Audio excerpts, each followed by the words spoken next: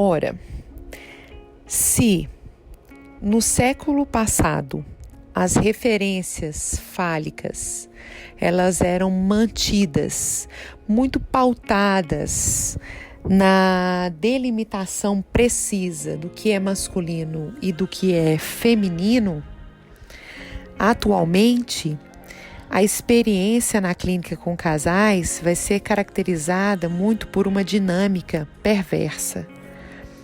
Como é que essa dinâmica conjugal perversa, então, ela se caracteriza? Ela vai se caracterizar através da dificuldade que os parceiros, mesmo sofrendo juntos, eles têm de se separar, porque eles permanecem, numa relação íntima, no casamento, marcada pelo ódio. Então, essas motivações que mantêm esse tipo de relação, apesar dessa relação ela ser marcada pelo ódio, que tradicionalmente, ou no século passado, iria motivar uma separação, atualmente faz com que esse ódio é o que mantém a dinâmica conjugal. Esse ódio é uma espécie de proteção íntima dessas ligações amorosas, das ligações amorosas entre os cônjuges.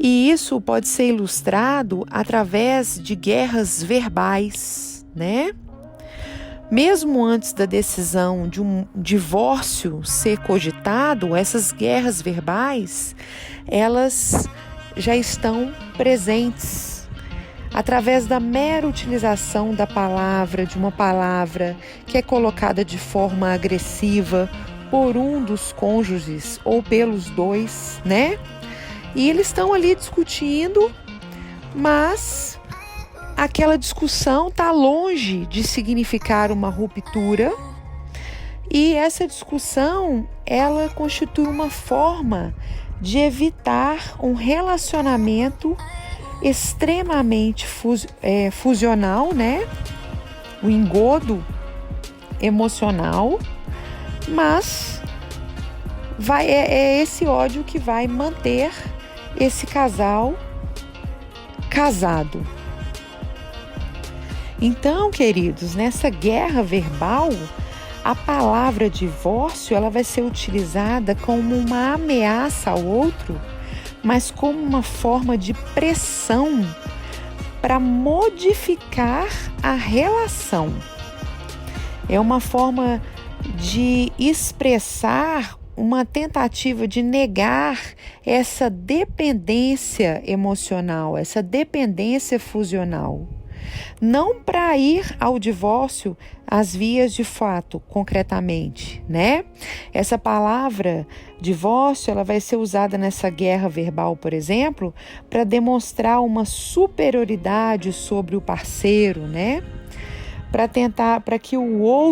para provocar o outro uma relação de dependência, para que o outro reconheça que ele depende ou que ele é submisso, Mas ameaça, mas não vai a vias de fato. E é assim que acontece essa dinâmica conjugal perversa, Através desse movimento destruidor do outro, E através da diminuição desse valor do outro, é que esse cônjuge que ameaça, que agride verbalmente, ele recupera sua própria dignidade, ainda que inconscientemente. Isso é muito importante. Toda essa guerra verbal, toda essa tentativa de demonstrar superioridade sobre o parceiro, ela acontece quase sempre inconscientemente e é uma metodologia de tentativa de recuperar o parceiro. É através dessa violência verbal que esse cônjuge tenta seduzir e reconquistar o seu parceiro. Vale lembrar, queridos, que a dinâmica conjugal perversa, essa dinâmica conjugal perversa, ela tem uma causa. E qual que é ela? É a perda, né? Nós já falamos no início, dessa referência fálica tradicional que estava presente no início da teoria freudiana, né? E com essa perda dessa referência da família cristã patriarcal, né? Vem junto com ela o que é uma ferida narcísica para os homens. Que uma vez que esse homem ele se sente desvalorizado, como é que ele vai responder ao seu cônjuge, né? Ele também vai desqualificar o seu cônjuge. Isso é muito importante. E é assim, então, que acontece essa guerra verbal e outras, né? Vão até uma guerra física e assim por diante. Então, essa violência, mas nós estamos falando aqui, a característica mesmo da dinâmica conjugal perversa, ela acontece através dessa violência psicológica entre cônjuges, né?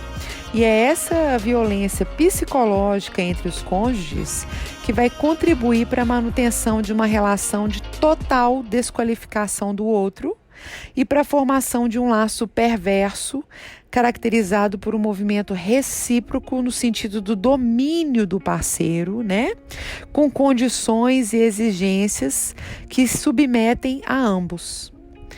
Principalmente quando eles se encontram afetados em seu narcisismo, né? Como é que os sujeitos eles vão reagir? Eles vão reagir atacando e alimentando a crise, que então será trazida para o consultório.